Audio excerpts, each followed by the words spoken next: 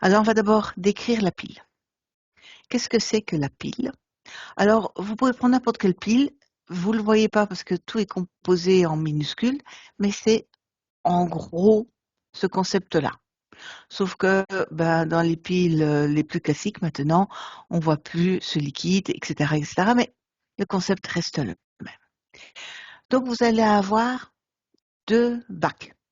Alors, on peut appeler ça des Erlenmeyer, des Becher. Ce qu'on veut, ce sont des noms de récipients en chimie. Vous avez deux récipients dans lesquels vous avez mis une solution. Elle est sûrement donnée lors de l'examen. C'est important de la connaître, enfin de bien la trouver. Dedans, vous trempez. C'est la même solution. C'est pas obligatoirement la même solution. Qu'est-ce que j'allais dire? Vous trempez dans mon premier bac une lame dans un matériau. Et dans l'autre bac, une autre lame constituée d'un autre matériau. Vous les reliez, ces deux lames, par un fil conducteur. Et vous installez également une sorte d'autre fil qu'on appelle un pont salin. Ce qui permet visuellement, entre guillemets, de clôturer le schéma, le circuit électrique. Donc, le pont salin, entre autres, ça sert à clôturer ce circuit électrique. Sinon, ça ne marcherait pas. Les lames vont constituer des, je vais résumer ainsi, des odes. Et il y aura soit la cathode, soit la anode. Qui est qui? Eh bien, on va passer par là. Alors, comme d'habitude, je préfère commencer par la réduction. La réduction, donc la réaction de réduction, a lieu à la cathode. R, ça commence par une console. La cathode commence par une console. L'oxydation commence par une voyelle. La anode commence par une voyelle. Ça, il n'y a pas à y échapper. C'est le seul truc ici qu'il faut. Si vous avez une réduction, vous avez une cathode. Et si vous avez une cathode, ça veut dire que c'est positif. Cathode, positif. Anode, c'est toujours négatif. Il y a des N qui traînent. Vous pouvez chercher n'importe quel truc, mais c'est comme ça. C'est comme on avait les cations et les anions, c'est exactement le même concept. Si j'ai une réduction, vous devez connaître par cœur la formule de la réduction, c'est-à-dire que j'ai un oxydant qui va recevoir des électrons et de là, ça me donne un réducteur. Et mon nombre d'oxydation a diminué. C'est pour ça que j'ai une réduction. Ça, il faut le connaître par cœur. Et c'est la borne positive. C'est là où on va trouver des oxydants, c'est-à-dire des receveurs d'électrons. Ça tombe bien, parce qu'ici, si je reviens sur le schéma, on voit en orange écrit E-. Ce sont les électrons. Et j'ai mis une flèche qui va, dans ce cas-ci, vers la gauche. Cette flèche, on la suit, elle va où? Elle va vers la cathode. Parce que j'ai dit que la cathode, la réduction, c'est là où mon réactif, qui s'appelle oxydant, va recevoir des électrons. Donc ma flèche montre bien qu'il va recevoir des électrons. Donc c'est la seule façon de bien retenir tous les sens de vos flèches. C'est une question d'examen. Donc la cathode, elle est positive, mais comme elle commence par un K, c'est-à-dire une consonne, c'est là où il y aura la réduction. Et dans la réduction, on a besoin d'avoir plus d'électrons dans les réactifs. Donc, le sens de la flèche pour les électrons, ça va aller vers la cathode. Et comme il faut partager, on est gentil entre nous. Si les électrons vont vers la cathode, alors l'intensité du courant, qui est représentée par la lettre I, donc le courant, va aller vers où? Vers l'anode. On a partagé. La cathode reçoit les électrons, l'anode reçoit le courant. Voilà. Et pourquoi la cathode a reçu des électrons? Parce qu'elle fait une réduction, donc elle a besoin d'électrons pour faire la réduction du côté des réactifs. Donc le pont salin, est aussi appelé pont électrolytique. Ça s'apprend par cœur comme mot. Il permet de fermer le circuit électrique et en rétablissant l'électroneutralité, c'est-à-dire qu'il n'y a pas de charge qui s'échappe de cette pile normalement. Il va être composé ce pont, pardon, d'éléments et on vous les donne lors de l'examen. Vous ne devez pas les connaître par cœur. Ça peut être du KNO3, du KCl ou du NHKNO3. Ça peut être beaucoup d'autres sortes. Mais en fait, si vous voyez bien, c'est que ce KNO3 va pouvoir se décomposer facilement en du K+ et NO3-. K+ va être le cation. Pourquoi? Parce qu'il y a un plus. Et cation, c'est positif. C'est positif le cation. Et le NO3-, ben, il est négatif parce qu'il a une charge négative. Et donc, c'est un anion. Hein, c'est ce qu'on avait vu, si vous vous rappelez, tout au début de ce chapitre, avec un atome neutre, qui, si on lui ajoute, on lui retire des électrons, ben, il est plus tout à fait neutre, il va être plus positif ou plus négatif. Et s'il est plus positif, on l'appelle cation. S'il est plus négatif, on l'appelle anion. Alors, comme on est très logique, un cation, il va aller où? Il va aller vers où? Il va migrer vers la cathode. Ouais, on va pas mélanger, hein. Cation, cathode. Anion, je vous laisse deviner. Allez, un petit effort. C'est vers l'anode. Bravo! Donc, on a quand même un peu de logique là-dedans. On a mis une cathode et on a mis une réduction à la cathode parce que c'était des consonnes. Et alors, à la cathode, on va avoir les cations de mon pont salin, c'est-à-dire des petites charges positives. Et vers l'anode, là où je vais avoir l'oxydation, parce que c'est des voyelles, on va y envoyer les anions. OK? Alors, j'efface un petit peu parce que j'ai tellement écrit partout qu'on ne voit plus rien. Maintenant, de nouveau, même problème qu'on a déjà eu l'autre fois. Oui, mais comment je sais quand, par exemple, j'ai du Cu2+, slash Cu. Ça, c'est un de mes couples oxydoréducteurs. Et j'ai un autre couple qui est du Zn2+, et du Zn. Ce sont des éléments qu'on trouve souvent dans les batteries, hein, dans les piles. Hein. Donc, j'ai rien inventé. Comment je sais lequel des deux va être à la cathode, donc lequel des couples, entre guillemets, est à la cathode, et lequel des couples va être à l'anode? C'est pas écrit sur leur front, hein? Eh bien, si, c'est écrit sur leur front. Parce que chacun de ces couples est associé à un potentiel standard de réduction, le E0. Le E0 le plus élevé, alors, est-ce que j'ai la valeur ici? Ah, je ne l'ai pas ici dans mon petit dessin. Lui, c'est 0,34.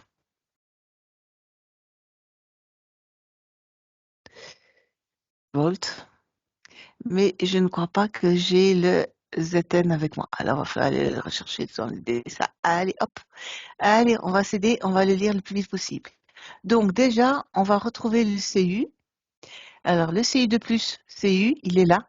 Attention que vous pouvez parfois avoir deux fois des CU. Donc il faut bien être attentif. J'ai demandé le CU de plus. Donc j'ai pas demandé celui-là. Parce que celui-là, maintenant j'efface ma gomme, comme ça vous pouvez voir ce qu'il y a derrière. C'est quoi? C'est du CU plus. Hein, donc j'ai bien demandé CU2 plus CU. Et j'ai demandé le zinc. Même histoire pour le zinc, c'est du Zn2 plus que je veux faire le Zn. Et on voit que sa valeur c'est moins 0,76. Allez, on y retourne, là on était. Donc moins 0,76 volts. Bon, là je crois que c'est assez facile à savoir lequel des deux couples a le potentiel le plus élevé. 0,34 ou moins 0,76? Gagné, c'est 0,34, c'est-à-dire CU2 plus CU. C'est lui qui va avoir quoi? Il va avoir la réduction. Et la réduction fait qu'il va à la cathode qui est positive. C'est là qu'on va trouver le CU2 plus CU.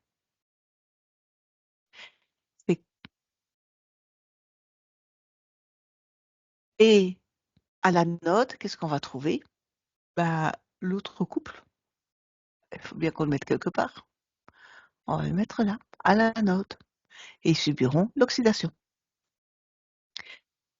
Donc la différence de potentiel d'une pile, qu'on indique ainsi, différence, c'est un delta, potentiel E0 de la pile, c'est le potentiel à la cathode moins le potentiel à l'anode. Ouais, c'est bien. Et comment c'est qu'on retient ça? Alors, soit vous retenez comme ça. Et puis aussi, on a vu quelque part, un peu avant, c'est que pour que la réaction soit spontanée, c'est-à-dire que la pile fonctionne, il faut que le delta E0 de la pile est plus grand que 0, positif. Ça veut dire que le E0 de la cathode est plus grand que le E0 à l'anode. Ça tombe bien, c'est exactement ce qu'on a. J'ai 0,34 est bien plus grand que moins 0,76. J'ai respecté ce que j'avais dit que je ferais. Donc moi, comment je retiens ça? Ben, je retiens que la pile veut être positive. Donc il faudra que l'élément avec l'énergie standard le plus élevé soit euh, euh, à gauche, pardon, soit à la cathode. Et comme c'est pour ça que je dis, il vaut mieux tout le temps commencer par la cathode, ce qui a le terme le plus facile à retenir avec la réduction, parce que l'oxydation, ça veut rien dire, de réduction. Une oxydation, pardon, ça veut rien dire. Une réduction, on comprend, ça réduit, c'est quelque chose. Oxydé, ben oui, et alors, il se passe quoi quand ça oxyde? On ne sait pas bien. Mais une réduction, on peut comprendre, je trouve, un peu plus. Je n'ai pas dit que c'était très lumineux. Hein. D'abord, c'est pas un cours de physique, c'est un cours de chimie, donc on ne s'occupe pas de la lumière. Donc, j'ai mis ma cathode, qui doit être plus grand que mon anode, et c'est comme ça que j'ai tous les éléments qui se mettent en place. Moi, c'est la seule façon que je retiens, c'est par rapport à l'énergie standard de ma pile qui doit être positive. Je récupère les deux couples qu'on me donne. Au début, je ne sais pas du tout où ils vont, à gauche ou à droite, cathode ou anode, je ne sais pas.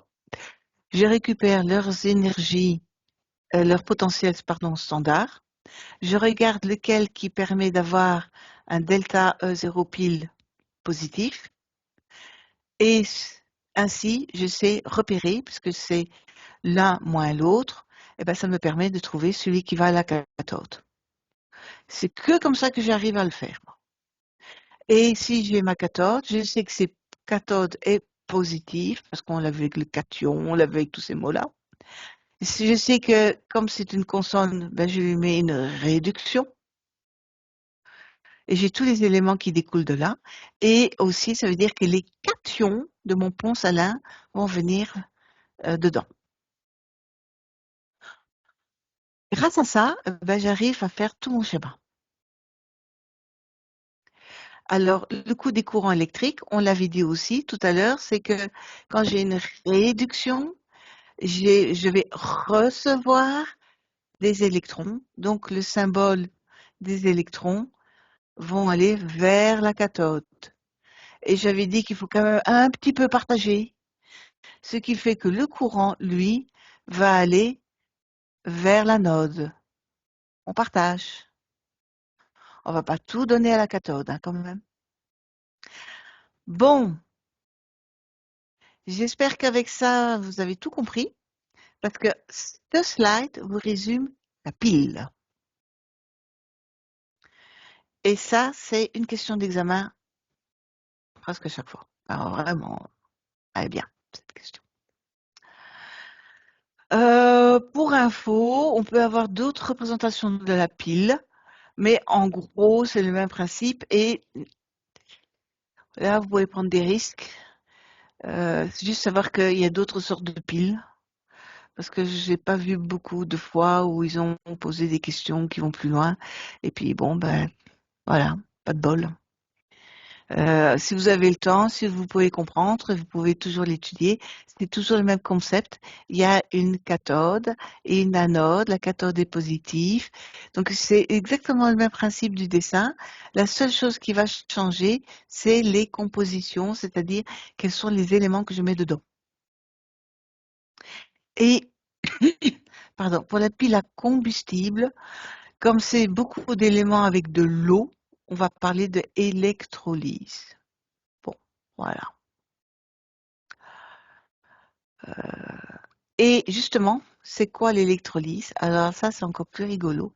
L'électrolyse, en fait, c'est l'inverse de la pile. Donc, dans la pile, j'avais une réaction d'oxydoréduction qui était spontanée. Et c'est pour ça que mon delta E0 de ma pile, si vous vous rappelez, était comment? Plus grand que 0. Eh bien, l'électrolyse, c'est le contraire. On va avoir besoin, parce qu'on met tout à l'envers, donc ça ne peut pas fonctionner naturellement. Euh, et donc, pour le donner du courage, on va devoir lui ajouter un courant électrique. Voilà, on a mis une petite batterie pour lui donner le courant électrique. Alors, les courants électriques, ben, il y aura un câble qui va aller s'attacher à la cathode et un câble qui va aller s'attacher à l'anode. Alors, l'électrolyse, c'est normalement de l'eau. On prend 2 molécules d'eau qui vont se séparer pour former du H2 et du O2. Attention qu'il faut bien sûr équilibrer vos H2 et vos O2. De nouveau, pour savoir qui se trouve sur la cathode ou sur l'anode, ben, les hydrogènes, ça fait du H+. L'oxygène, ça fait du O-. Donc, le plus, avec le plus, on va mettre l'hydrogène avec la cathode et on va mettre l'oxygène avec l'anode.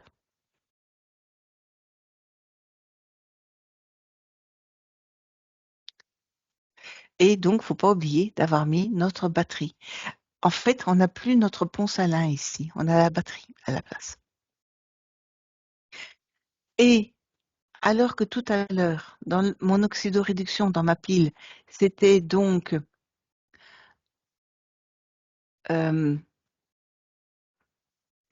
l'oxydant, oh là, je vais effacer ce mal écrit. C'était l'oxydant pour la pile. J'avais oxydant fort plus réducteur fort qui me donne un oxydant faible plus un réducteur faible. OK, si vous vous rappelez bien, hein, on avait pris donc les équations en ce sens-là. Eh bien, pour l'électrolyse, on va faire le contraire. On va prendre des éléments faibles parce qu'on va à l'envers de la flèche. Donc on va avoir un oxydant faible plus le réducteur faible et plus de l'électricité.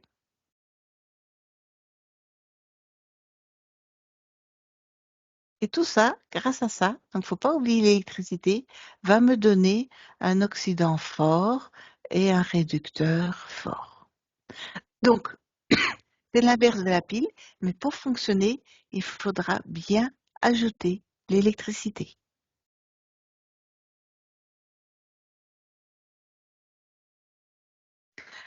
Alors, la dernière partie de ce petit cours est plus simple parce que c'est la corrosion. Qu'est-ce que ça veut dire corroder? Ça veut dire dégrader un matériau. Alors, soit c'est parce qu'on a fait des causes mécaniques, par exemple, on l'a frotté, on a abîmé le matériel, quand on a trop frotté, ben, il n'y a plus rien. Ou bien, et c'est ça qui nous intéresse ici, c'est pour des causes chimiques. Les frottements, c'est en physique. Ici, on est en chimie. Ce petit tableau, je sais pas très bien s'il faut le connaître par cœur. C'est pas lumineux, mais je crois qu'il faut savoir expliquer le principe quand même de la corrosion. Donc, en gros, il y a certains matériaux, ici on les a donné la liste, qui vont ou non réagir avec des réactifs. Et s'ils réagissent, ben, il va se passer quelque chose. Et il va se passer deux types de réactions. Et on va revenir là-dessus. Si par exemple je prends de l'or, eh ben l'or, c'est pour ça que c'est de l'or que c'est génial, c'est parce que lui, aucun réactif ne peut le corroder. Rien ne peut l'abîmer.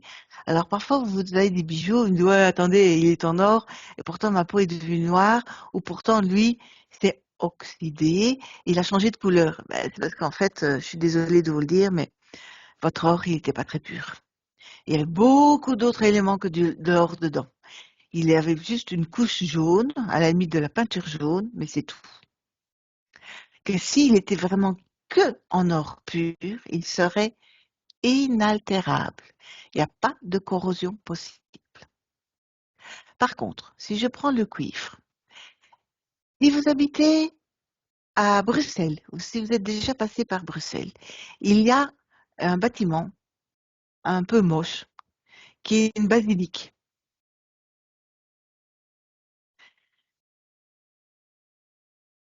avec un gros dôme au-dessus et des petits dômes un peu plus petits. Et si vous regardez, ces dômes sont de la couleur vert. Et encore, là, je suis gentille, j'ai mis vert comme ça, mais en fait, c'est vert bleu, quoi. Pourquoi? Alors, on appelle cette couleur, en fait, vert de gris, parce que ça mélange entre vert et gris. Eh bien, parce que le cuivre qui recouvrait cette toiture a réagi avec l'air et a été corrodé par l'air. Et en fait, c'est pas mauvais.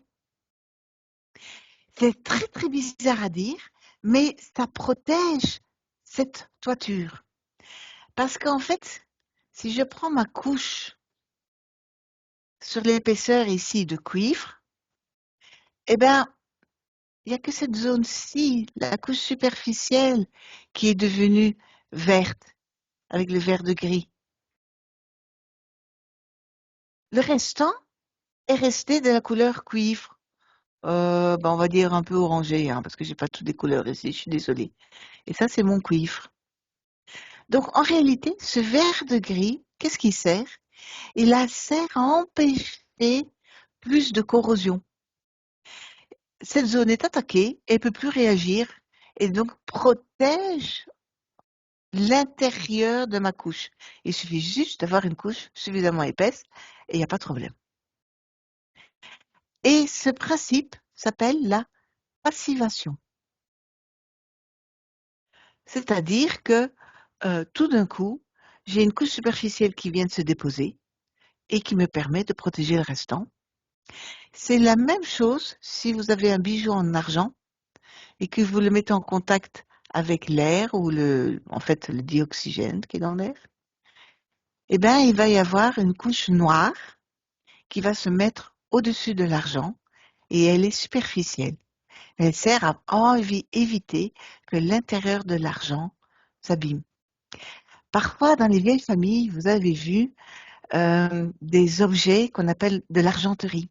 Ça peut être des couverts, ça peut être des plats ou des cafetières, des choses ainsi.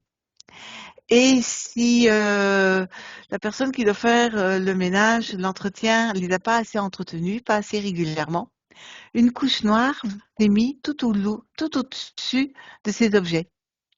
Eh ben, c'est une sorte de corrosion à l'oxygène de l'air, mais en réalité, si vous passez de la crème dessus, vous retirez cette couche de superficielle noire et vous verrez que votre argenterie n'est pas du tout abîmée. C'est aussi une façon de savoir que c'est de l'argenterie et que c'est du vrai argent.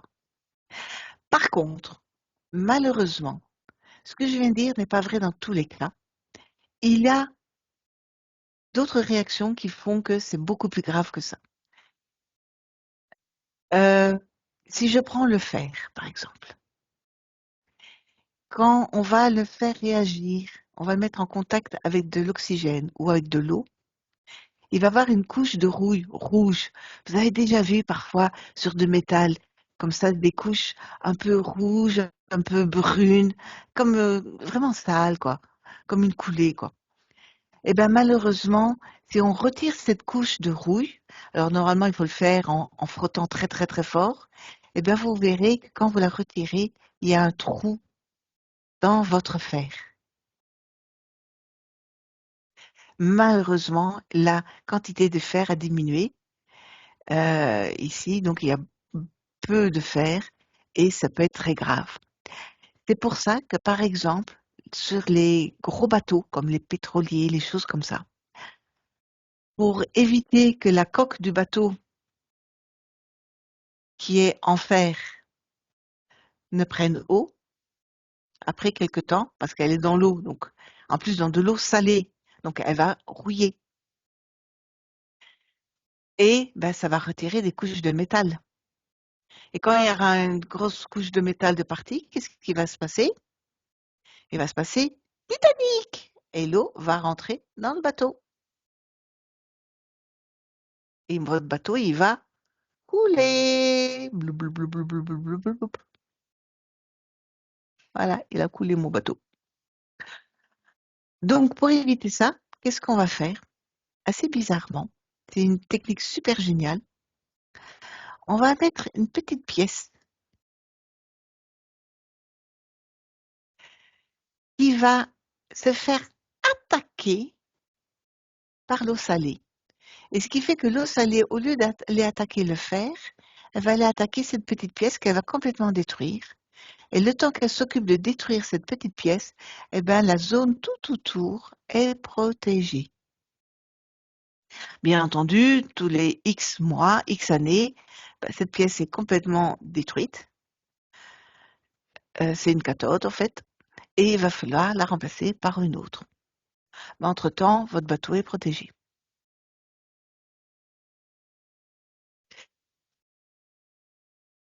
Donc, j'ai parlé de la passivation, c'est la couche de corrosion superficielle qui empêche la corrosion en profondeur. Et on va appeler la galvanisation, c'est une autre technique de protection en mettant une couche de zinc. C'est le principe que j'ai dit avec le bateau, c'est-à-dire que la réaction va attaquer d'abord le zinc et pas votre bateau. Donc, pour isoler contre la corrosion, soit on fait un traitement de surface avec par exemple une certaine peinture qui va réagir, qui va protéger, soit on fait la protection cathodique, donc l'électrode dont j'ai parlé va être collée au bateau et c'est elle qui va être attaquée et non le métal. Comme d'habitude, je vous donne un résumé de ce qu'on a vu sur les oxydoréductions et sur la pile et sur l'électrolyse et la corrosion. Et puis maintenant, on prend son élan et on fait un exercice. Je vous laisse respirer une petite seconde, le temps que moi, je retrouve ma feuille. Alors, on commence. Il était une fois Marco. Marco ajoute quelques gouttes, donc c'est l'exercice numéro 11. Il ajoute quelques gouttes de méthyle rouge à une solution qu'il a trouvée au laboratoire. Elle se colore en jaune. OK, donc nous sommes dans la partie des indicateurs colorés et on nous dit que ça devient du jaune. OK. Quand il ajoute de la thymolphthaléine à vos souhaits, c'est un autre produit, ça reste incolore. Que peut-il conclure concernant le pH de cette solution? Qu'aurait-il pu conclure si la thymolphthaléine avait teinté la solution en bleu? OK. Eh bien, il faut aller chercher dans votre cours les différents tableaux avec les indicateurs. Vous allez aller retrouver dedans le méthyle rouge. Et vous allez voir qu'il est écrit méthyle rouge passe d'une couleur, je ne sais pas moi, peut-être rouge, logiquement, avec une certaine zone de pH et il va devenir jaune. Vous notez cette valeur de pH, vous savez, puisqu'il est devenu jaune, que votre pH est supérieur à la borne supérieure. Si par exemple, il était indiqué que ça va de 5 à 6, vous savez donc, la réponse qu'on vous demande, c'est que le pH est supérieur à 6. Mais de l'autre côté, on vous dit que quand vous mettez du thymolphthaléine, ça reste incolore. Même chose, vous allez voir dans ce même tableau que ce thymol bidule reste incolore tant que le pH est plus petit que 9,4. Et par contre, il serait passé au bleu si le pH était supérieur à 10,6.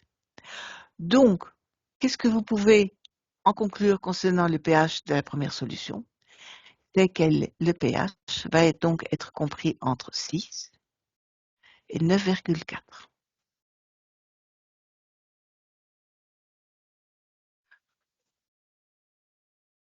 D'un autre côté, s'il était devenu en bleu, qu'est-ce que vous aurez pu conclure? C'est que votre pH était supérieur à 10,6. Voilà. Juste pour vous rappeler la mémoire, le pH neutre, c'est 7. Donc quand il est entre 6 et 9, en gros, on peut dire qu'il est assez bien neutre. Parce qu'il est entre les deux. Il est entre acide, neutre, base, basique. Par contre, quand il devient bleu, c'est que clairement, il devient basique ou alcalin. C'est le même terme. Pourquoi? Parce que ce pH est bien supérieur à 7. Le numéro 13 comme exercice. Quel est le pH d'une solution préparée en dissolvant 9,8 g de H2SO4 dans 350 ml d'eau? Ouais, génial. Donc, on vous donne la formule. Ils sont sympas, hein? Alors, on écrit H2SO4 plus de l'eau, H2O. Vu le chapitre où on est, on peut mettre une double flèche. En gros, qu'est-ce que ça va devenir, ceci? Eh bien, si on cherche du pH, c'est que sûrement mon H2O s'est décomposé en quoi? On a déjà vu l'autre fois, en du H+, et du OH-. Le H2SO4, ben, qu'est-ce qu'il peut récupérer? Il ne peut juste, lui, qu'est-ce qu'il va faire, pardon? Ben, lui, le H2SO4 peut se décomposer en du H+, et du SO4 2-. Comment je sais que c'est 2-? Question piège. C'est parce qu'ici j'ai un 2, donc je sais qu'ici je vais avoir un 2. OK?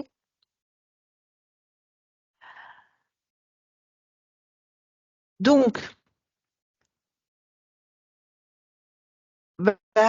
Comme je cherche avec mon pH, mon eau, tout compte fait, je vais la laisser ensemble et je vais dire que mon mélange va plutôt devenir, parce que je l'ai dissous, donc je l'ai décomposé, donc je vais avoir du SO4 de moins, plus mon H+, va aller rejoindre tout mon mélange de l'eau et je vais donc avoir H3O+, H+, et H2O, donc j'ajoute un H en plus, j'ai donc 3 H, O, et j'ai un plus, H3O+. Je dois vérifier si tout est bien équilibré. Est-ce que j'ai un soufre à gauche et un soufre à droite? Oui, c'est bien. Est-ce que j'ai combien d'oxygène? J'en ai 4. Et là, j'en ai 5. 5 à gauche. J'en ai combien à droite? 4 plus 1, 5, c'est parfait. Sauf que, il y a un petit problème, c'est pour les hydrogènes. Ici, j'en ai 3. Et ici, j'en ai 4. C'est pas bon. Donc, il va falloir rééquilibrer autrement. Alors, le truc le plus facile, c'est d'essayer de voir si je mets ici 2 hydrogènes, 2 O, ça va me faire 4 oxygènes plus 2, ça fait 6 oxygènes. Ici, j'en ai 4. Là, si je mets 2 oxygènes, comment ça marche? Voyons maintenant, j'ai 2 hydrogènes et ici, j'ai 4 hydrogènes. Donc, dans les réactifs, j'ai maintenant 6 hydrogènes. Et j'ai combien de produits, d'hydrogène dans les produits? J'en ai bien 6. Ah, cool, c'est joli, c'est équilibré. Ça, c'est la première étape. Comme je cherche le pH, je dois me rappeler de la formule du pH de base.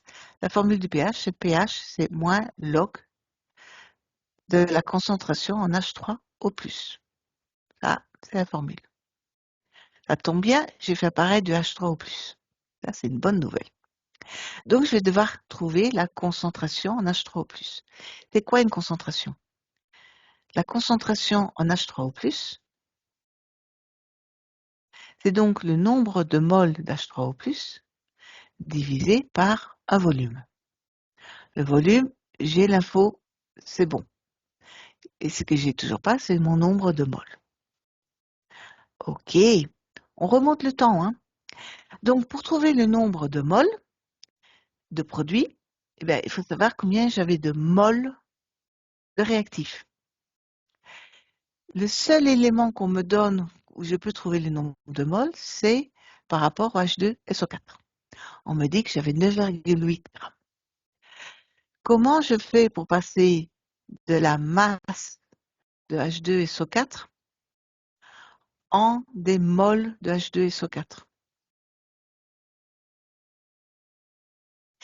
Eh bien, on se rappelle que la masse divisée par la masse molaire de quelque chose est égale à un nombre de moles.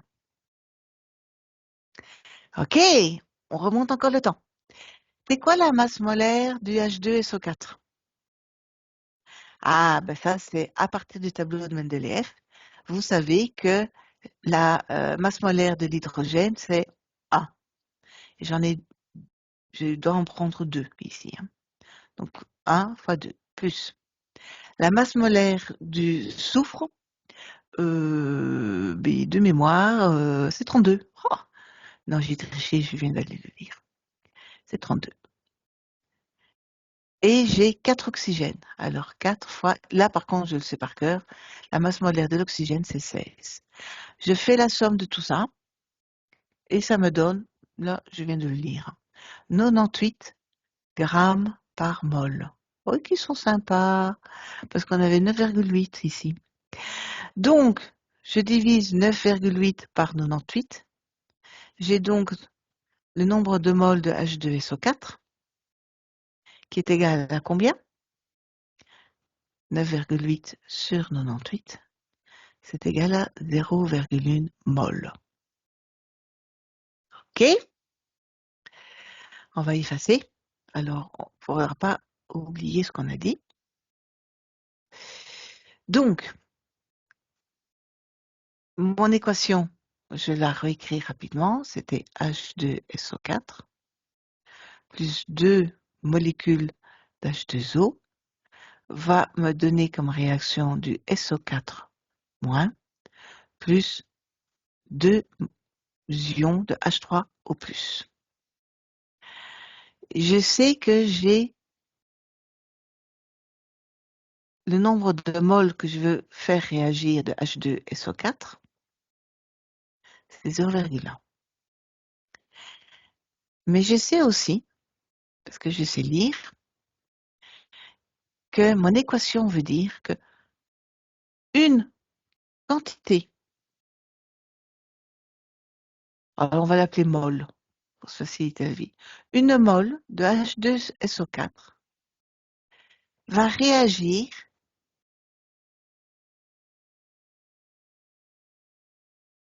avec 2 moles d'oxygène, d'eau, pardon. Comment je le sais? Un ici et 2 là. Et va donc donner, parce que je ne peux pas perdre plus d'éléments, va donc me donner, pour produire,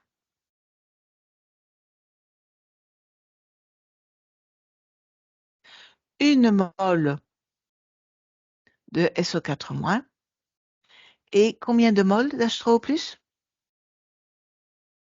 Et 2 moles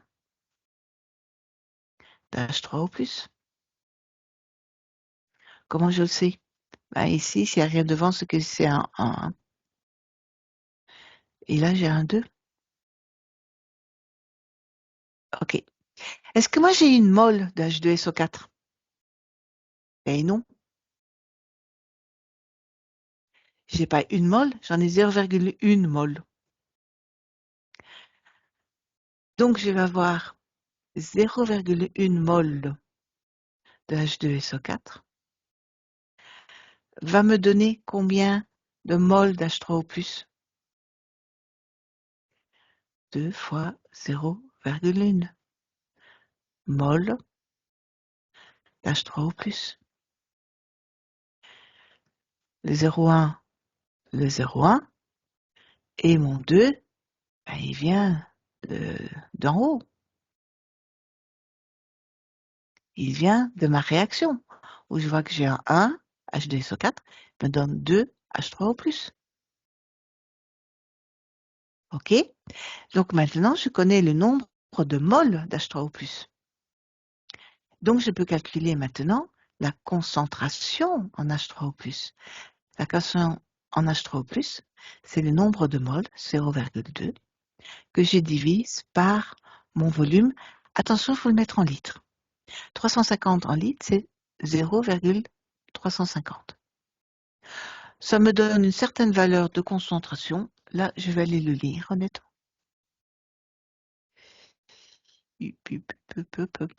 Ça me donne 0,571. Toujours mettre les unités, attention, mol par litre. Maintenant que j'ai ma concentration en H3O+, je peux donc calculer mon pH. Le pH, on a dit, c'est moins log en base 10 de 0,571. Vous mettez ça dans la machine à calculer et ça va vous donner 0,24. Alors, toujours vérifier que votre chiffre que vous obtenez est entre 0 et 14. Venez pas avec 22, ça ne marchera pas. Donc 0,24, c'est parfait. Et vous venez de répondre à la question numéro 13. Et pas de bol pour les retardataires, j'efface. Dans les réactions suivantes, on va vous demander d'identifier les oxydants, les réducteurs et les couples d'oxydoréduction, et ensuite d'écrire les réactions d'oxydation et de réduction dans chaque situation. Ouais, en gros, de tout faire, quoi. Donc, j'ai du Cu de plus avec du plomb, qui va me donner du Cu solide avec du Pb de plus aqueux. Déjà, on repère les couples. Les couples, c'est quelque chose avec du Cu2+, puisqu'on vous le donne, et du Cu. Et l'autre couple, c'est avec du Pb et du Pb2+. Vous allez voir dans votre tableau d'oxydoréduction, c'est-à-dire le tableau avec les potentiels standards de réduction, avec les E0. Et vous verrez à ce moment-là vos jolis couples. Et vous allez voir que votre couple doit s'écrire Cu2+/Cu et Pb2+/Pb. Et vous notez directement aussi la valeur du E0 pour chacun de ces couples. Pour le Cu2+Cu, c'est 0,34 volts. Pour le Pb, c'est moins 0,13 volts. OK? Donc, on a déjà établi les couples. Ça, c'est fait. Alors, moi, je vais juste me contenter de faire le A1 comme exercice. Parce que le B est mis dans les explications. Donc, une fois qu'on a fait un, en gros, vous allez faire le deuxième. Hein. Maintenant que j'ai le couple, pour trouver qui va être les oxydants et qui va être les réducteurs, eh ben, il faut savoir qui va avoir une oxydation, qui va avoir une réduction. On se rappelle que pour les oxydoréductions, ce qui est notre cas ici, oxydoréduction, qui a le couple, qui a le réducteur, pardon, qui a la réduction, c'est le couple avec le E0 le plus grand. Donc, entre 0,34 et moins 0,13, qui est plus grand, c'est 0,34. Donc, j'ai E0 égale 0,34 volts. Donc, c'est là où je vais avoir la réduction. Si c'était dans une pile, ça serait même la cathode. Ouais, ça, c'est juste pour votre curiosité hein, que je vous le dis. J'ai une réduction. Et une réduction, qu'est-ce que ça veut dire? Ça veut dire que il va recevoir des électrons du côté du réactif pour que mon nombre d'oxydation diminue. Donc, réduction va recevoir, c'est-à-dire que directement, je peux mettre du côté des réactifs des électrons. Combien? Je ne sais pas encore. Je mets ma flèche pour faire mon équation. Et ici, je sais que je dois mettre Cu et Cu, puisque c'est mon couple Cu. Mais est-ce qu'ici, je vais avoir, si je mets le Cu solide plus électron moins, est-ce que ça va me donner du 2+? Ben non, c'est pas possible. Donc, en réalité, on va devoir l'écrire dans l'autre sens. C'est-à-dire qu'ici, j'ai bien le Cu2+, plus des électrons. Si je mets des plus et des moins ensemble, ça devient neutre. Donc, j'obtiens bien mon Cu solide. Attention, il faut bien écrire qui est TAQ, qui est solide. Sauf qu'ici, dans le Cu, j'ai 2 charges positives. Donc, je vais devoir mettre 2 électrons. Et on vient d'écrire la réaction de réduction. On a déjà écrit celle-ci. Oui. On passe par une autre couleur. Maintenant, là où j'ai le E0 qui vaut moins 0,13 volts, ça veut dire que j'ai l'oxydation. Ça serait l'anode, si on voulait vraiment se poser la question. Et là, de ce cas-là, ça veut dire, je peux déjà mettre ma flèche, c'est plus facile, ça veut dire que mes électrons vont être libérés, je vais donc les trouver dans les produits, puisqu'ils sont libérés. Même chose, j'ai du Pb et du Pb2+. Ben, la seule chose que je peux donc avoir, c'est du Pb2+, avec mes électrons. Et ça veut dire que c'est mon Pb solide qui s'est décomposé en du Pb2+ aqueux et des électrons. Même question, attention que j'ai 2 charges positives sur le Pb. Donc il me faudra aussi 2 électrons. J'ai donc ici maintenant écrit ma réaction d'oxydation. Alors, où sont les oxydants et les réducteurs dans mon couple? Pour avoir une réduction, ça voulait dire, je vais les mettre systématiquement dans une autre couleur, ça veut dire que j'ai ici un oxydant et qu'ici j'ai un réducteur. Le résultat de la réduction, c'est un réducteur. Donc de l'autre côté, c'est que j'ai un oxydant. Je ne peux pas avoir deux fois le même mot. Et ça veut dire que dans l'autre réaction, dans la réaction d'oxydation, bah, ça va être l'opposé. Je vais donc avoir le Pb solide qui est un réducteur et le Pb de plus, aqueux, qui est un oxydant. Donc j'ai bien identifié les oxydants, les réducteurs, les couples d'oxydoréduction et j'ai écrit les réactions d'oxydation et de réduction dans chacune des situations. Ça, je n'ai pas en fait dans chacune, j'ai fait que pour une. Et maintenant, on vous demande d'écrire, ce qui n'a pas été le cas ici, la réaction d'oxydoréduction, c'est-à-dire la réaction totale. Alors, on va changer encore de couleur. Oui, j'adore les arcs-en-ciel. Comment ça fonctionne? C'est-à-dire que on l'a mis dans le bon ordre. On met toujours d'abord la première réaction de réduction, puis la réaction d'oxydation. Comme ça, on a les bonnes informations dans le bon ordre. Et on va additionner tout ce qui se passe dans les réactifs. J'ai donc du Cu de plus, aqueux, plus du Pb solide, plus les deux électrons qui viennent de la première réduction, vont me donner du Cu solide, plus du Pb de plus, qui viennent de l'oxydation, plus deux électrons. Avant d'avoir pu écrire cette équation, et bien sûr, on avait vérifié que j'ai bien deux électrons de chaque côté. Sinon, on doit multiplier une des réactions, ou même les deux réactions si nécessaire, de façon à avoir le même nombre d'électrons des deux côtés. Ça, c'est la réaction d'oxydoréduction. Si maintenant on vous demande la réaction d'oxydoréduction moléculaire, il va falloir avoir encore plus d'imagination parce qu'il va falloir aller chercher qu'on a dû vous donner un élément qui va pouvoir réagir avec mon Cu2+, et qui peut réagir aussi avec le Pb de plus. Par exemple, un élément tel que du NO3-.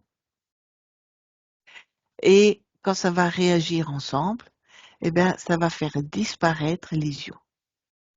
Et donc, mon équation va devenir quelque chose comme Cu. Comme j'ai deux charges positives, je vais devoir prendre deux fois le composant NO3-. On va le mettre entre parenthèses pour qu'on le repère bien. Je vais le prendre deux fois. C'est toujours aqueux, plus mon Pb solide deviennent, à ce moment-là, j'ai plus besoin de mes électrons, du Cu solide plus, c'est le même élément Pb de plus et moins NO3-, donc plus du Pb, entre parenthèses, NO3- aussi deux fois, parce que j'ai deux charges positives. Et ça, c'est ma réaction d'oxydoréduction moléculaire, parce qu'il n'y a plus d'ions. OK?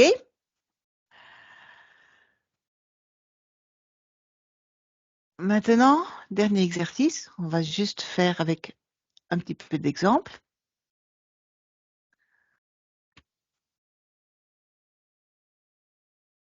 Dans cet exemple, dans celui-là, qu'est-ce qu'on vous demande? On a une pile et on a un couple, Cr3+, Cr2+. OK. Et on nous donne son potentiel standard qui est égal à moins 0,42 volts. Et on nous dit qu'il est relié à la borne négative du voltmètre. C'est-à-dire qu'il se trouve où?